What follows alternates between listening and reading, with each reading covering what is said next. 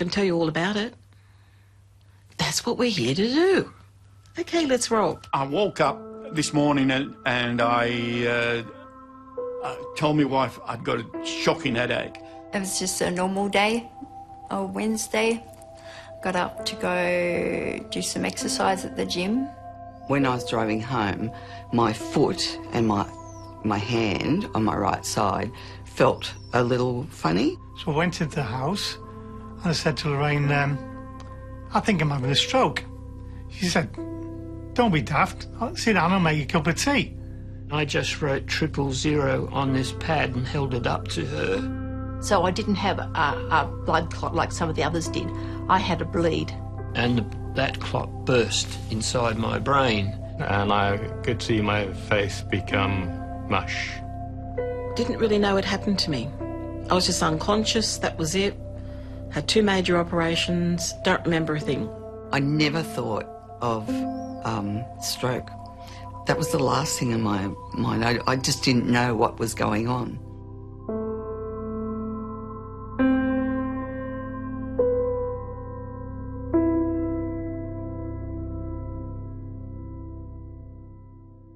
So, this is the new draft, which includes both Dave and Meredith.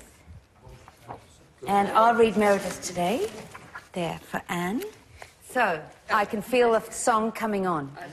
What does that mean? It means, Jeff, you're on.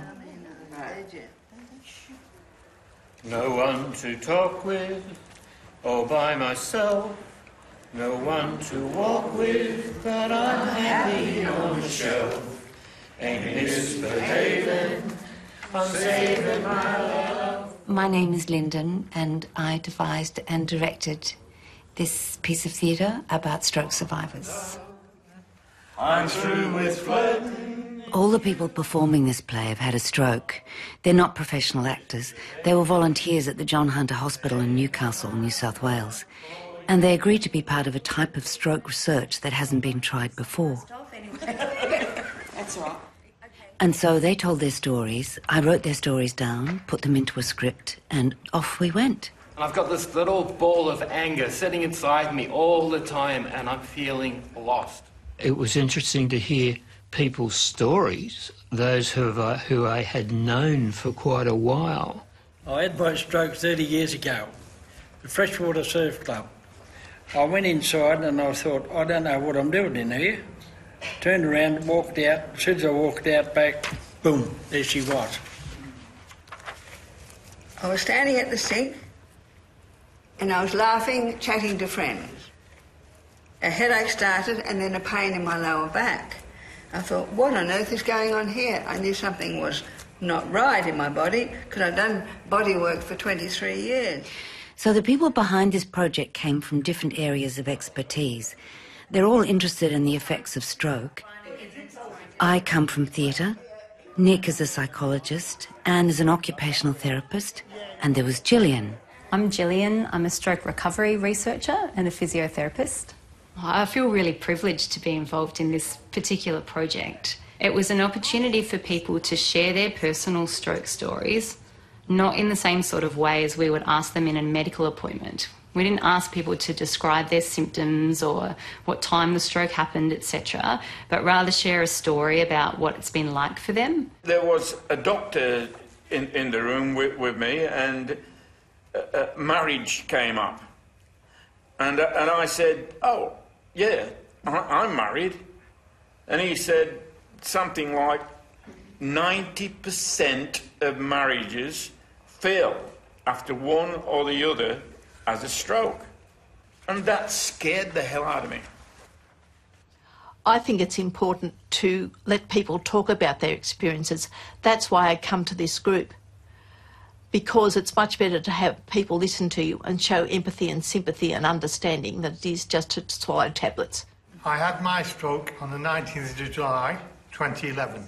Well, a stroke is an interruption of blood flow to the brain. So it's either an interruption caused by a clot that stops blood from flowing to a certain part of the brain, or a bleed in the brain, which means that that part of the brain that doesn't have blood flow dies, and that happens really quickly. So the quicker that we can give medical treatment to restore the blood flow, the better. Mine was 9 years ago. If they'd sent me to MRI when I first came in, they would have realised I was having a bleed then and not sent me home with blood thinners after leaving me on a trolley for 7 hours. I came back with a seizure 4 days later. Well, since my stroke, I laugh at everything. There is more to us than we think. I had an aneurysm and they gave me a stroke. So they could operate properly. So I don't know what it's like to have a stroke. I just know what it's like to wake up with one. When they gave me the operation for an aneurysm, this part of this brain here, they didn't put it back in. And there's a gate in there, apparently. You know how you're thinking something, you think, I must not say that. That's very critical. That's not the right thing to say. I was saying it in the beginning. So I learnt to sort of try and stop that one by using a word in my brain to say, stop. Like Jack Horner. Like Jack Horner in the corner, don't go nowhere. Learning lines and remembering your lines and where to insert them and how to talk to someone in a play is quite a novel and challenging way to regain your memory function. And it's enjoyable, it's more fun. So we know that if you're involved in an environment with music, with interesting conversations, relationships, lots of different areas of your brain are being stimulated to recover and repair. Let's get to the whole play and then see how you instinctively feel about what should go where. But I'd like to add... When we were in rehearsal recently, the group came up with this great idea. They said what we would like to do is to perform this for people who've just had a stroke, saying if we had known then what we know now, then wouldn't have been nearly so bad.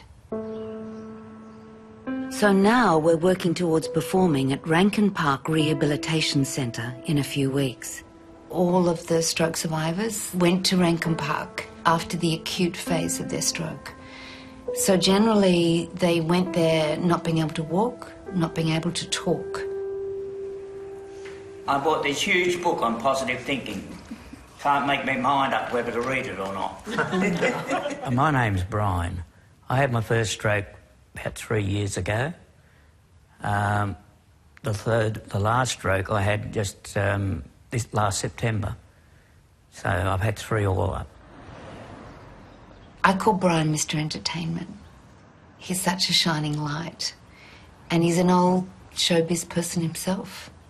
I mean, Newcastle. He's had this town in the palm of his hand. Ooh, I spent 16 years of my life in this theatre.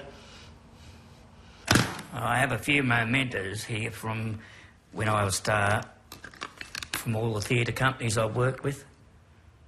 The one time he came to rehearsal late, he rocked in and was a joke a minute. I played Captain Hook. Yeah, it was Peter Pan. I played one of the irate pirates. And that's when I found out he was late because he'd been to a doctor. In that appointment, he had found out he had stage 4 lung cancer.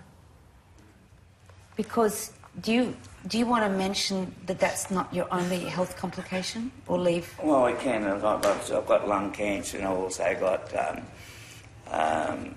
bone cancer, so... But, oh, we love you very much. Yes, so do I.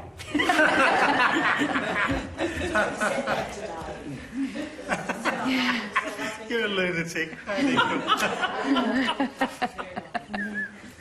We love you dearly. Yeah. We do. So what do you think about that? Well, I think I have to buy a bigger hat.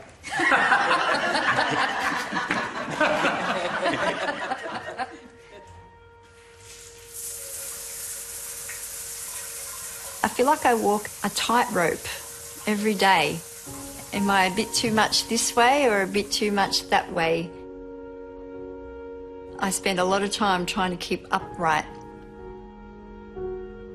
My name is Meredith, and I had my stroke when I was 39.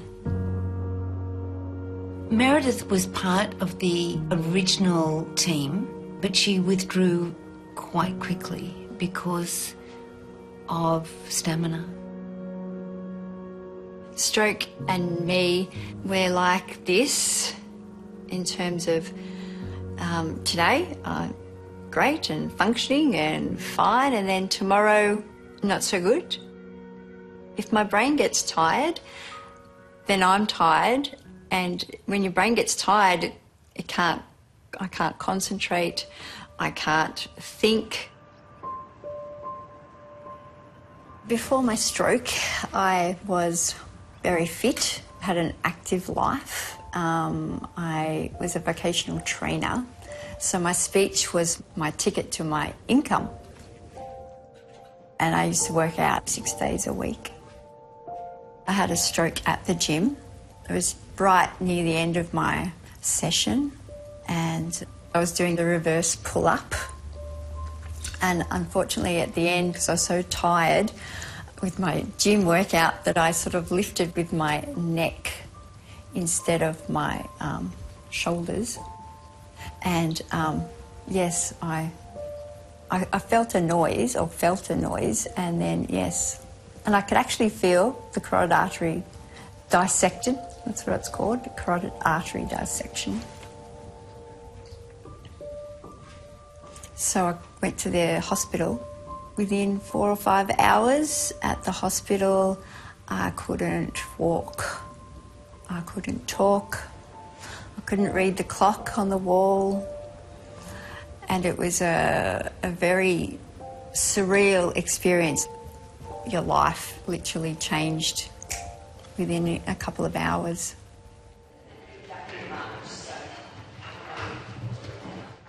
When I decided that I wanted to do a theatre piece about stroke survivors, I went to a performance of the Brainwaves Choir.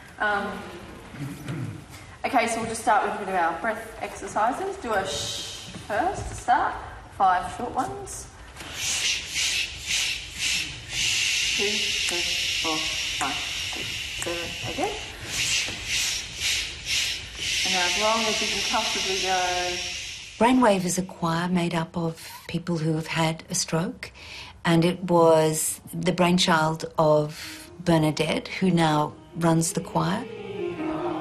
Every Saturday they're still done at the Conservatorium singing, and they go singing all over the place.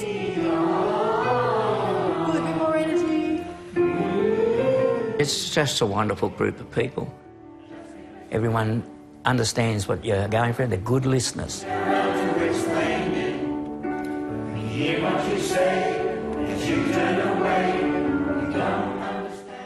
That sort of helps you a lot with your own, I forgot the word. It happens all the time. That's the problem with stroke. You in a conversation, all of a sudden you forget what you're talking about.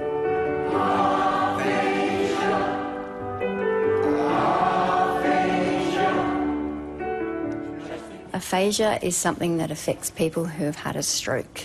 The words don't come out right. A brain injury has done this, you see, but don't think it's useless or lazy. And don't make a fuss when talking to us, for we're not stupid or crazy.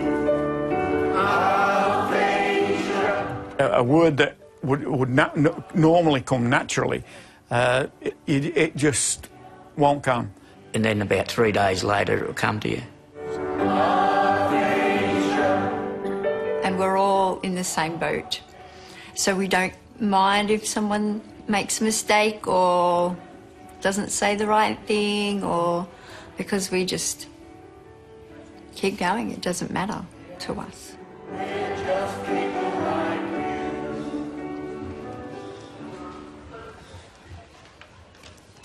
I did chemo for a while, and that hasn't worked. The cancer's got a lot worse. Spread. Brian, come this way. How are you? Welcome. How are you today? Not too bad. And yourself? Good. Number 3 will go. Thank you. Thank you. So have you started the immunotherapy? No, Friday. Friday. Yeah. I've lost my six-pack now. Have you? Yeah.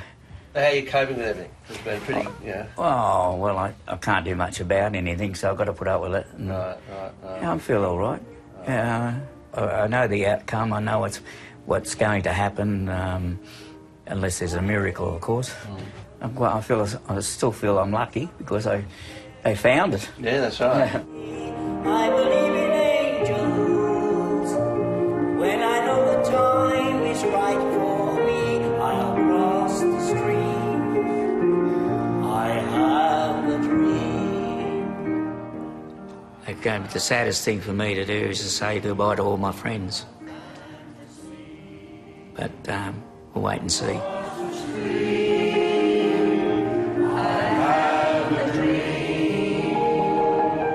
Well done. So did it feel okay? Time means nothing to me. You know, I start the day slow. I've had to learn how to do makeup differently and to do your hair again, and all little things that other people would never think about that you have to learn again.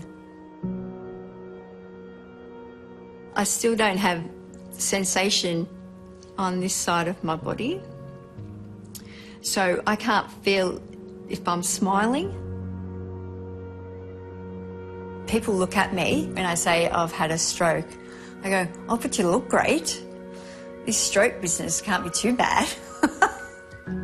I have a big hole in my brain that causes me no amount of anger and pain and whatever over nearly 7 years that affects me every day.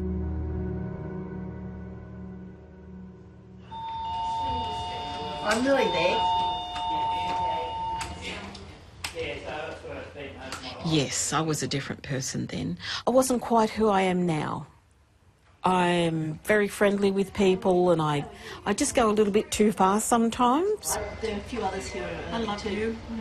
But I think I generally was nice, but yes, they say now I'm very happy all the time. Any disruption to the brain pathways or the neural connections can completely change your personality. Some people find that they don't have the same inhibitions that they had before. They might have been a very serious, reserved person, and then since the stroke, things just come flying out of their mouth as soon as they think them. I love you. Oh, thank you. I love you and I love you. Let's go forth. Would you like to carry my script out for me? I want you all to imagine where we're going to be. So we're going to be in the boardroom at Rankin Park, and it's not a big room, it's not a big space. There might be more of us than there are of them. The audience for the Rankin Park performance, I'm hoping that we get a lot of empathy in the room. I really think that these stroke survivors who are performing have a great sense of ownership of this work. Thanks, Morgan. Look, at the moment with me, it's just anger and loss.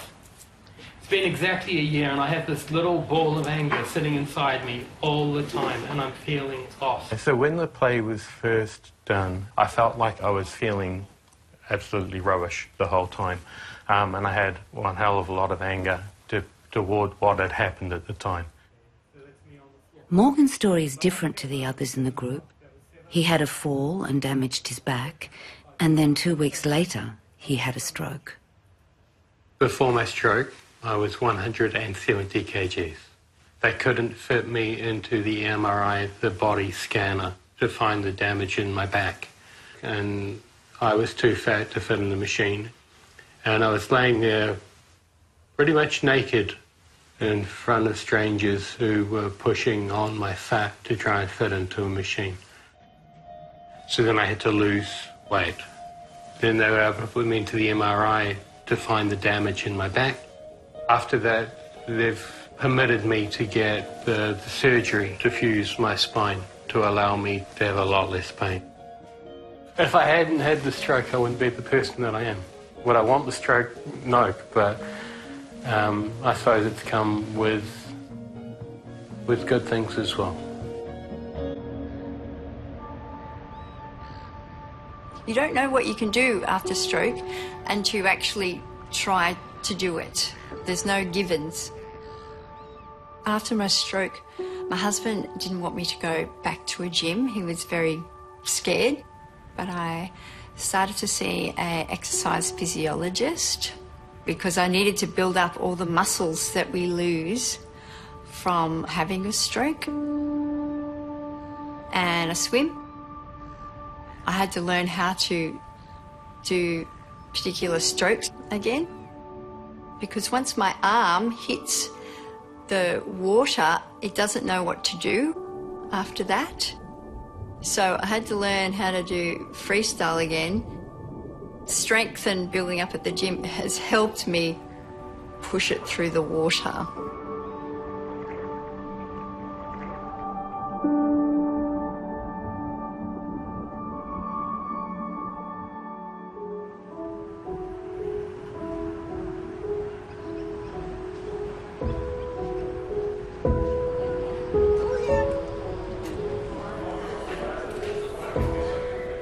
The Rankin Park audience will be who our stroke survivors were once. I haven't met them, so I don't know how far along their own therapy journey they'll be. So thank you everyone for coming. It's an absolute thrill to have you all here. These are interwoven stories, they're personal stories. It's generally the story of actually having the stroke, the day of the most acute phase, the despondency, and then coming out of that despondency into discovering a new but different life. So feel free to take the emotional journey with us, and thank you so much for being here.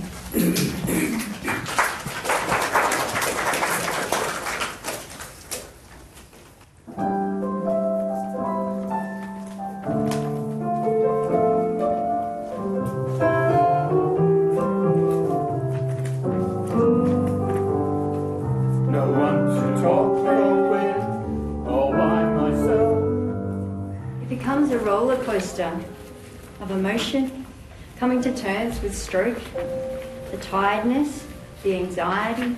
The initial, I'm alone.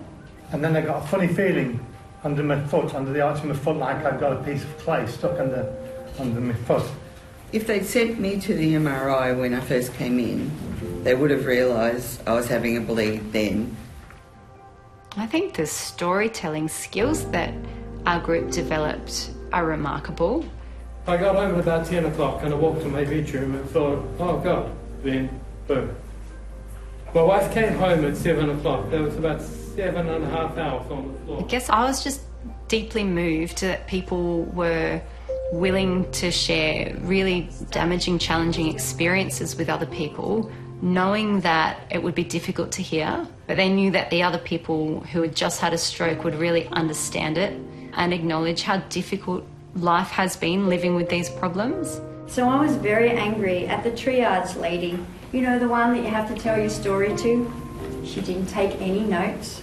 I only had 2 symptoms, and she couldn't even get that right. I wasn't depressed, I was just sad. I used to play golf. I used to go ballroom dancing twice a week, but I couldn't do anything. I also felt very blessed. Hard to understand that, but I could get out of bed. I could speak relatively normal.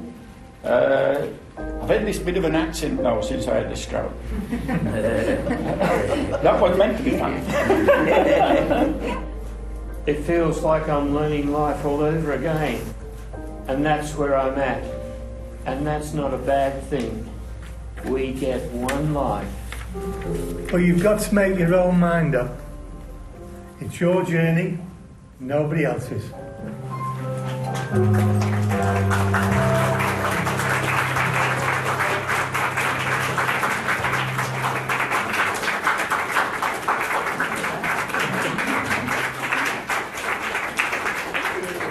Thank you all very much. Any questions or comments? You know the biggest theatre. There's one group that's really important to me, and it helps a lot of people. We have a choir. Yeah. A stroke choir for stroke survivors. And we rehearse every Saturday at the conservatorium. People that can't talk, as soon as the music starts, they can sing. It's amazing what music can do. So I encourage all of you to come along to the choir. You know, and I think one of the things you'll find is friendship. Yes, yes. That's Above everything, you find people who understand exactly what you are going through.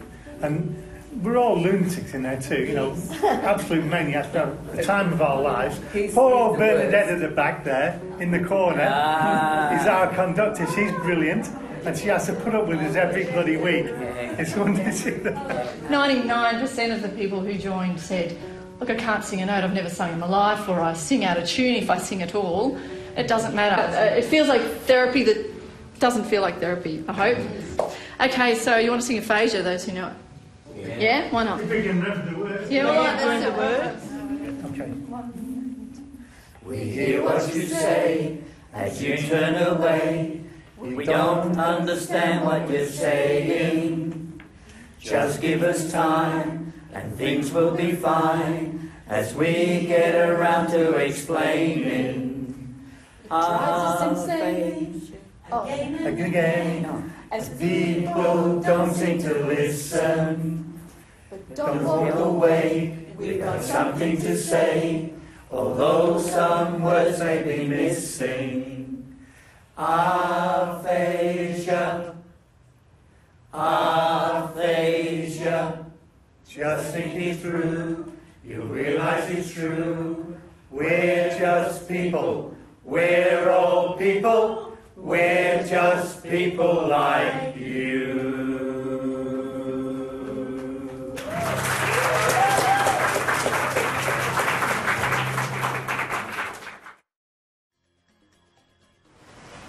Next time on Compass. All we need to do is love the people who are in our neighbourhoods. I think Karina is really clever in how she's getting a really broad group of people that would normally not be connected together through the platform that is the blog and the website that she does. So my view of mission is that it's not primarily about what you do, it's primarily about who you are. We don't just need some tweaking in the church, we need some radical change. Love your neighbour. Next time on Compass.